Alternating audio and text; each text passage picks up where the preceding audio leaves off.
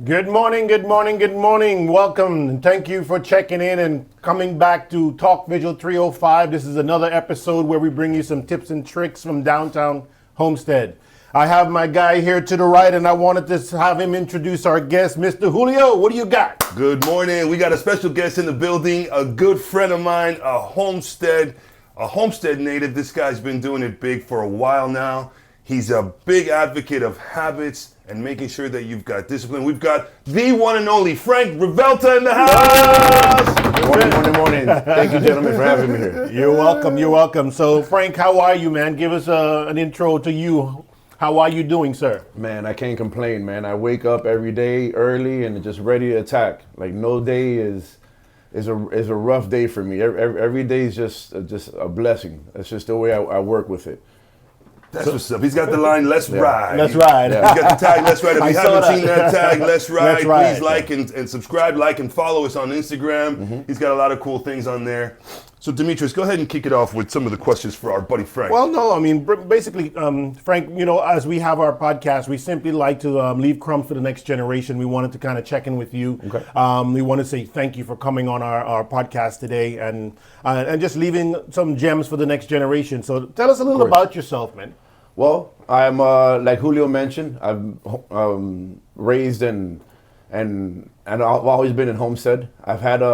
I started a business in Homestead 17 years ago, Brothers Painting in South Florida. Okay. And that's been my journey. I've been just trying to grow and have some very moments of growth and just been doing well at Brothers Painting for 17 years now. Wow. Good, man. So how did you see, first, what led you to painting? Well, I actually started at a paint store here in Homestead. Okay. Sherwin-Williams, right? Sherwin-Williams, yeah. I started at a paint store, and I was actually at that company for 10 years.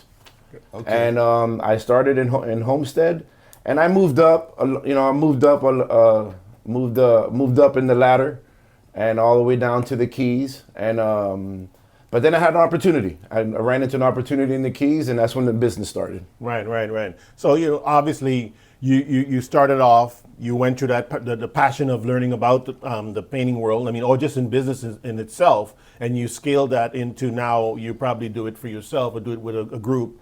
So tell us, what else you have going on that we can kind of tap into to kind of drop some knowledge to these youngsters out here today? Well, 100%, you asked me that question and right away it's just purpose. Yeah. I created a purpose. Yeah. And not just saying I have a purpose, actually putting action to a purpose. Right. Which is create the best version and then pass it on. There you go. Well said. So Julio, any questions you have? I'll let you tag in. To people that are starting out and they start a job and they have upward mobility in their company, they want to be a manager, they want to someday be a supervisor, regional supervisor. At some point, you were on that path at your first job at Sherwin-Williams. And then as you were climbing that ladder, you got to a point where you said, hey, things are going good. I'm moving up, but I'm seeing some other opportunities and I might want to start doing this myself. And that's a scary moment because a lot of people need that security of knowing that they're going to get paid every 15 days. And you were at a crossroad where you go, you know what, I've been doing this pretty good for a while, but now I've got this opportunity that's scary, but I'm going to take this risk and I'm going to try because I want more. And I know that this tunnel may lead, to something bigger. Is that more or less the road you were on? 1,000%. Those moments come at you so many times in life. You have a moment where you can easily just fall back, be scared, fear come in, or actually take a risk. I was 10 years in a company. I had the good salary. I had the paid phone. I had the paid car. I had all this stuff. Right. But an opportunity came to start my own business, and it was a straight up risk. And I took advantage of it. And a lot of people might say, are you crazy? What are you doing? What is this Brothers Painting thing? All of that came into play, 100%. All that came into play, but I knew I wanted more. I always knew, I come from a family, I knew I wanted more, and I took the risk. So the name's Brothers Painting. I know you're almost you're a twin brother, right? Yeah. So is that where the name originally came from? No, the name originally came from I wanted to establish a brother's mentality. Like, You know, it's brothers working together to change the game is the motto of the company. And it's rough putting a bunch of guys together and work in the same alignment towards a goal. And I always brought in that, I wanted to bring that culture in of just being, you know, brothers.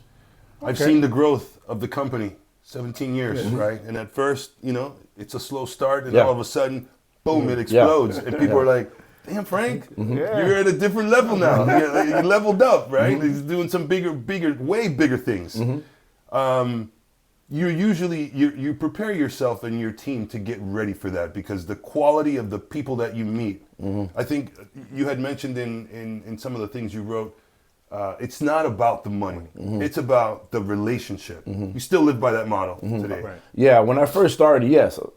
When I first started, like I told you guys, I wasn't really worried about the money. And I'm not suggesting that everybody do it this way, but it's just the way I did it. Right. Yeah. I wasn't worried about the money. I lost money. I didn't make money. I made money. I didn't care. All I was worried about was just being relational.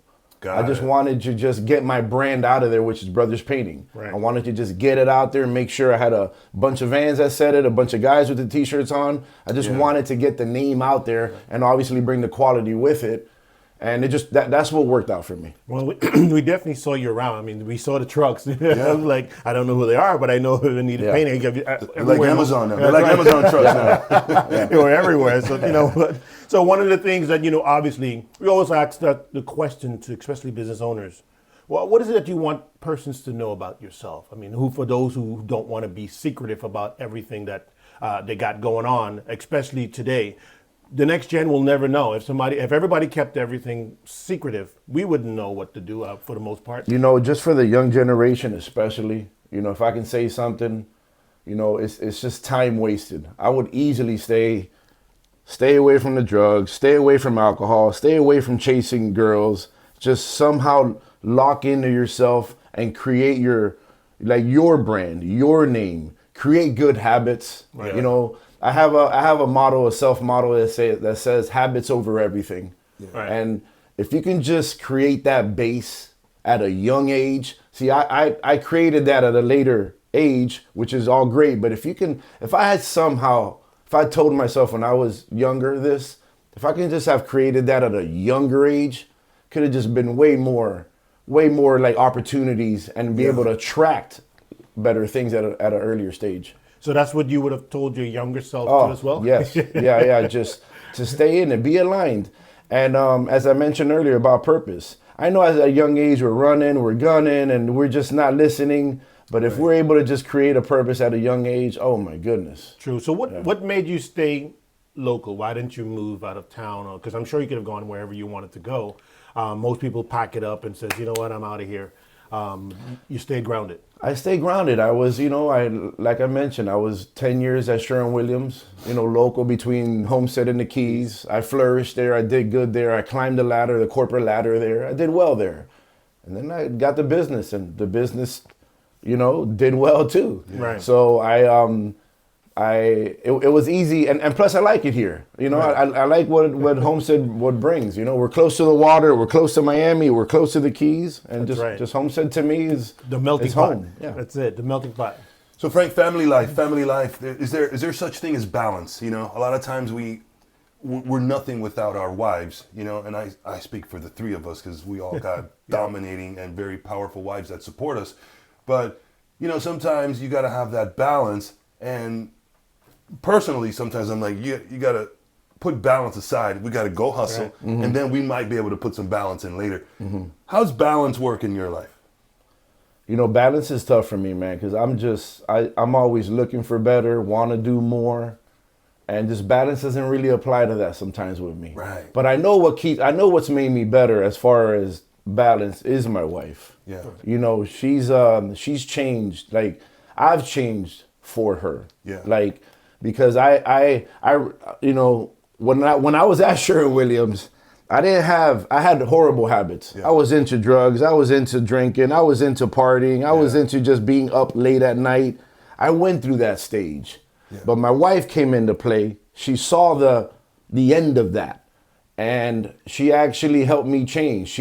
I wanted to change for her, and today she's just a monster part of what we got going on in life today. Monster part. It's a beautiful thing when you combine the two forces and you understand the roles that each other plays. So she's like, you've got so much potential, right? That sometimes we don't even know we've got, but they see it. And then once we understand that potential and you've got that force that's supporting you, oh man, it's a beautiful thing. No, it is. And my wife is, I mean, she was praying for me, is how bad it got. My wife has been, you know, she's able to see the fruits of it, you know, and I thank her for hanging in there with me because she saw the end of it. So she's, you know, she handles my food, my meal prep. She handles the office. That's it. She handles all, like, just, she's a big part of my life. Frank, you know, when we were younger and we played sports, I always thought sports was a great way to help young athletes or help young people learn to compete, right? Because we're all competing in this life. Everyone is really trying to bust your butt every single day. So the ones who compete at a high level and they're disciplined about what they are trying to accomplish and they outwork the others, usually come out on the winning side. I've noticed that throughout the years, you've spent a lot of time, you know, working out and understanding how to be disciplined in the gym because there's a lot of moving parts to that. You know, you've got to eat right. You got to get up early in the morning before the sun comes up, doing a lot of things that people don't want to do. Has your, you know, workout routine helped you out in business? Oh, goodness. Like, you know, and I'll say it again, 1,000% it has. You know, truly going into the gym and actually progressing in the gym, not just showing up like everybody does and just half-assing everything. No, but like the discipline that the gym has given me, the discipline that has come out of me actually like working on my body, working on my mind, because that's what the gym does. It's not just about the body, it's about mindset. Yeah. So 100% the discipline that I have gained from the gym completely has rolled over into business. Right. Not just business, but into family. So it helps on all fronts. All phases. So, Yes. so tell me, what is fun? Then what is fun for you? I mean, is the gym fun for you, or that is like the pain point? You know, I'm going to use the word habitual, but in a positive way. Right. The habitual lifestyle that I live today, that's part of, you know, waking up early, having my food, you know, my meal prep done, and my workouts in daily, that is fun for me. Right. You so, know, so it's a 7 day, 7 yeah, days. 7 days a week, and it's and it's what brings the peace in me. It Right. keeps me grounded. It keeps me channeled.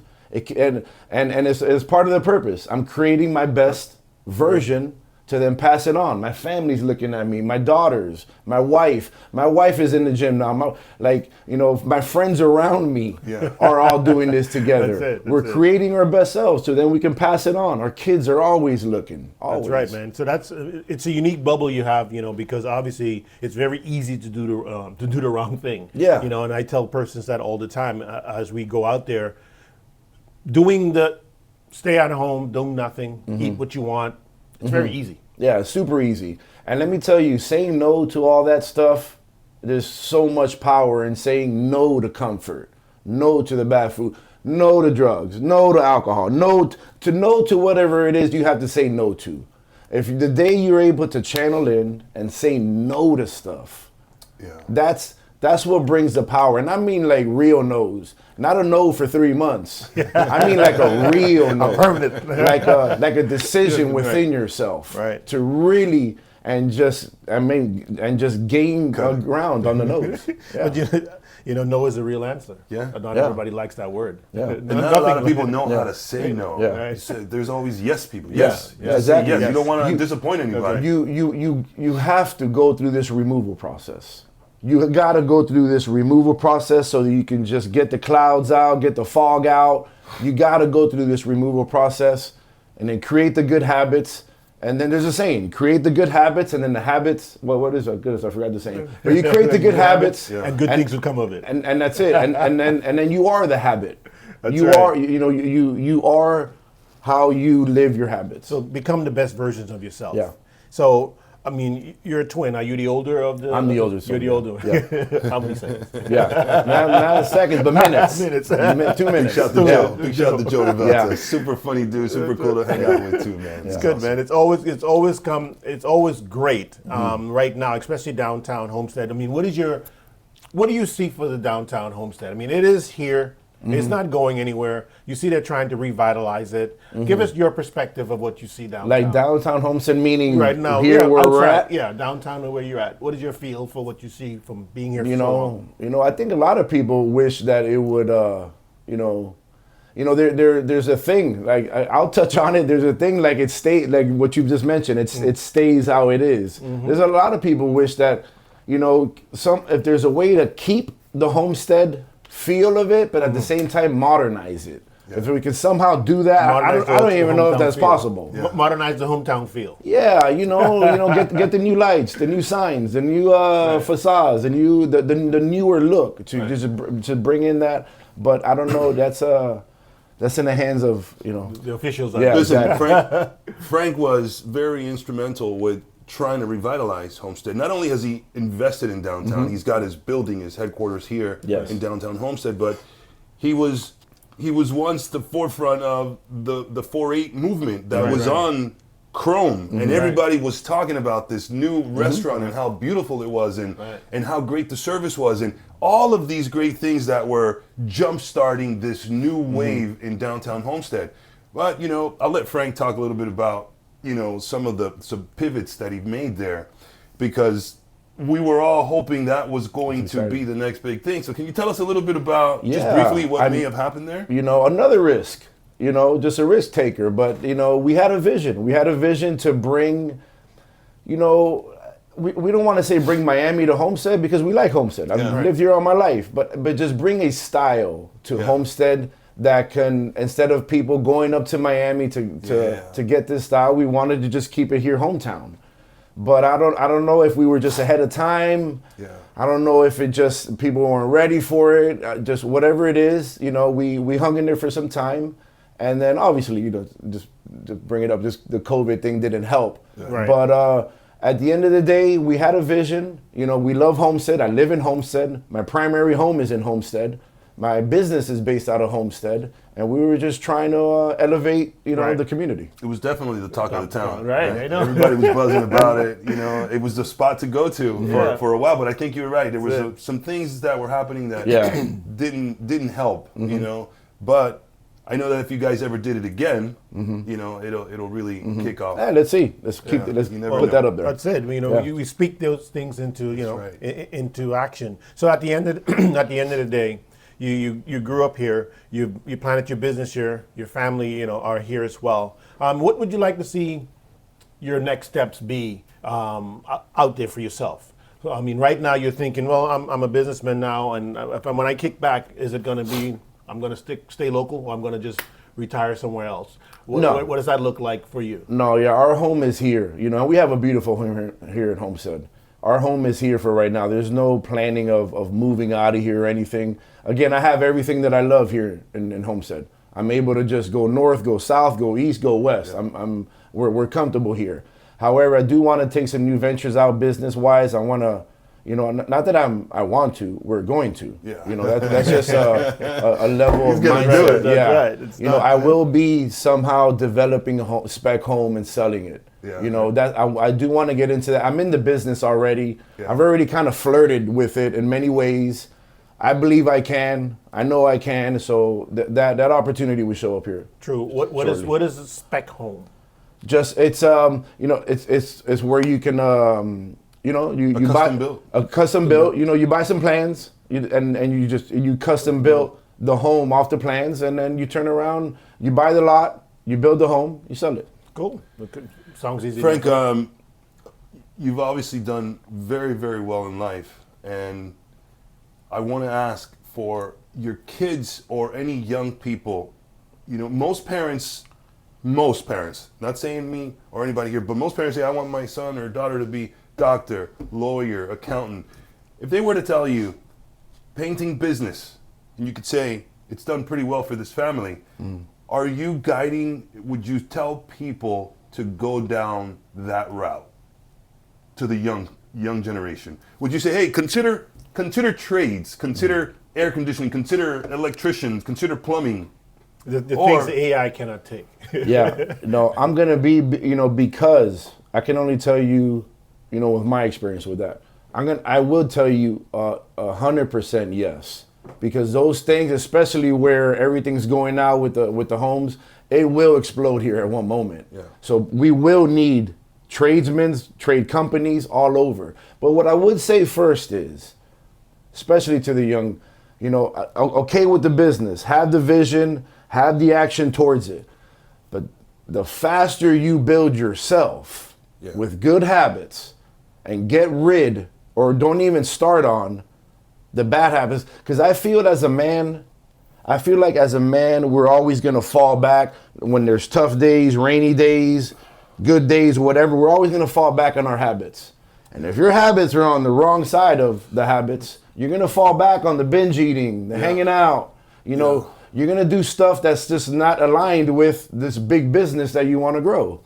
But as a man, and you got good habits, you fall back on your good habits, you just stay awake more. You're more impactful. You have a better chance of getting opportunities coming to you because you're attracting good opportunities because of the man or woman too that you are creating. Right. And that's just how I feel. So I feel before the business, while as the business, right? Work on, just do not stop working on yourself. So make yourself the business first. Yes. You are the model of and the that business will attract better opportunities. You'll just attract great things in your life. But people think this guy's a multimillionaire and he started as a painter, right? Then you would tell that to a younger generation, like, oh, that's not going to get me there. Mm-hmm. But they don't understand. They don't have the right mindset on how you can scale and grow and how other doors open from that. But it all starts with self-discipline and attracting the right people and surrounding yourself with people that are like-minded, right? Because you get around the wrong people, all your dreams and stuff, it just goes away, man. That's right. Yeah, that's you in the wrong, right? If you say you let's go have this drink. Let's go have this drink. Let's go hang out. Let's go chase these. You know what I mean? We're eeasily influenced, especially the younger age. Because I was there too, and whatever my boys were doing, I was doing. Yeah. We're easily influenced, but if you could just have the right mindset of getting around people that are just doing things that you want to do one day. That's the crowd that you need to be around. And that's the hard decision you need to make to the young crowd. Just work on yourself, wake up early, work on your body, work on your mind, and man, it's gonna happen quicker for you. It doesn't have to happen at 35 like it happened for me. It can happen for you at 25 years old. Yeah. The earlier it's the never better. too late. It's never too late though. Never too late. No. Even to the 55, 60-year-olds. So that all adds up. Yeah. And at the end of the day, we all see it as crumbs that we can leave for the next gen. So whoever watching on a podcast, obviously you know who he is. You also know where we are. You know what we're trying to accomplish here. We know that we're downtown and we're trying to kind of drop some tips and tricks into downtown to let everybody know, hey, downtown is open for business. We would like to see some restaurants come back down here. We would like to see some sidewalk cafes and some other stuff business related come down here. And just so the family and friends can come and enjoy themselves. But most importantly, we see that all the successful business persons out there, for the most part, they're not always willing to share their claim to fame or what tips and tricks that they may have learned along the way that they have learned from someone else because they didn't learn it just by always trial and error. Someone had to tell them about it. So Julio, I think that at the end of the day we're on a good path, and I see that the sky's the limit from here. So each one teach one. So we thank you for coming in. We give you your flowers for being one of the pioneers down here, I would say, and doing great things. And Julio as well. So what else do you have? You want to take us out of here? Yeah, no, thank you, Frank. Continue to do great things. You're a role model to a lot of this young generation that's coming up. A lot of people also see you and your family as, something that others would like to emulate. It appears to be a perfect life, but there is no such thing as a perfect life. That's right. Let's continue to bring great things down to Homestead. All the best to Brothers Painting. May they have continued success. Please don't forget to like and subscribe. Talk Visual 305 will continue to bring you these great people